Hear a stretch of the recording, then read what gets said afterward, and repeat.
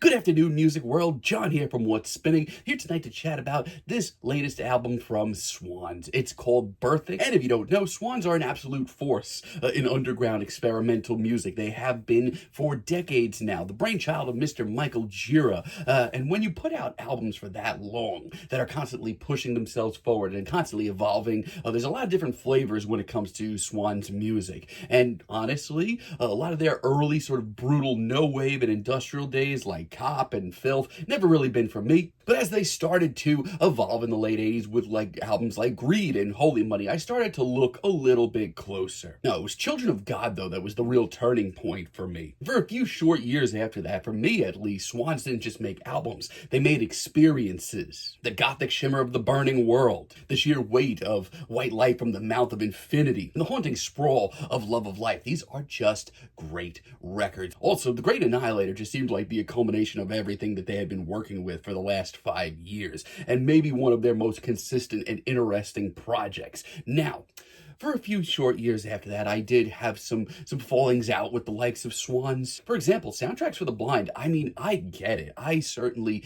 get it. This is quite the undertaking of a record, and I do understand the praise, but it's just never been my favorite work from them. Around that time, they took a hiatus. They returned with My Father Will Guide Me Up a Rope to the Sky, but it was fine. It was a totally fine return to form, but I really wasn't excited by it. But they would certainly give us a lot to be excited about in the next few years. The Seer is wild, To Be Kind is unforgettable, and The Glowing Man, it's fine. But then when Leaving Meaning came along, I don't know, I felt it was kind of a miss. I mean, it's okay, but it really didn't move me in any way. But I did enjoy the last record they put out, The Beggar. I gave it a strong 7, and I do stand by it. It's a very solid album. Now, Michael Gira has come out and said that this is the final album from Swans, like in this era, in their form as we speak. And the single they dropped earlier this year, I Am a Tower, was pretty wowing, and so is a lot of this record. This album is 7 tracks and 2 hours, and Swans do not waste a single second of that time. The Healers kicks this thing off. It's 21 minutes. It has an absolutely ridiculous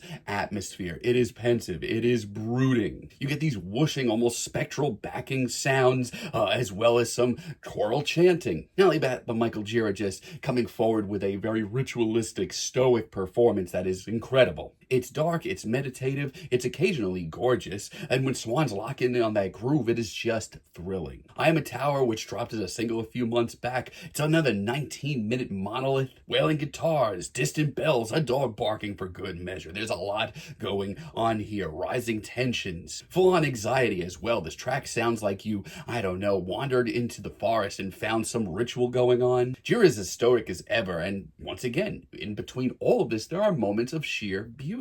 And this album's title track, Birthing, might just be my favorite. It opens up with these very whimsical synths that set the tone in a really big way. It's still anxious, it's still haunted, but then they lock in on their usual groove. They build into this huge post-rock swell, very Godspeed You Black Emperor. It's euphoric, it's triumphant. The groove that we get in the second half is absolutely hypnotic. It's a hell of a track. And Guardian Spirit might be the most harrowing track here. This sounds like something out of, I don't know, Robert Eggers' The Witch. It's got the drama, it's got the tension, it's got the chanting as well. Michael Gira sounds at his most devilish, and when the guitars come crashing in, it actually made me jump. This is Swans at their most commanding, and if this is the final album in this incantation of the band, they sure are doing it right. Also, really do love Rope Away as this album's closer. I love the shimmering synths, I love the dramatic pacing that we get here. It definitely does give like curtain call vibes. We don't get vocals until the final 2 minutes, but they do bring the emotion anyway. It's one of the warmer moments on this record, but for a band like Swans in this incantation, it feels right to close off the album with this. Now, however, I will say this.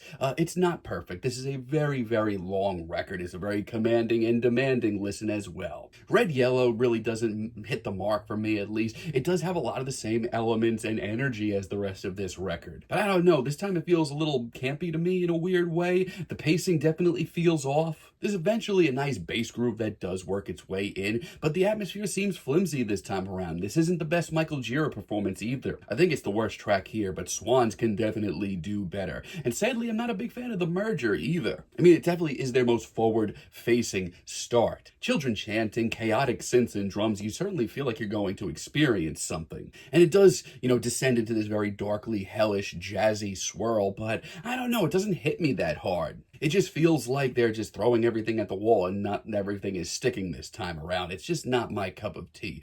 But overall, I mean, for the most part, this album is still a hell of an experience. It feels like the final chapter in this incantation of Swans. The highs are very high. And yeah, there's some choppy moments, but in a 2-hour, 7-track record, there's always going to be. I'm always going to be curious to see what Swans are doing next. And for now, I'm feeling a very strong 7 on this album. But let me know what you think down below. If you like the video, be sure to give us a like, give us a subscribe. If you're feeling froggy, hit those notifications and let me know down below what you would like for me to chat about in the future. And until next time, have a great day, friends.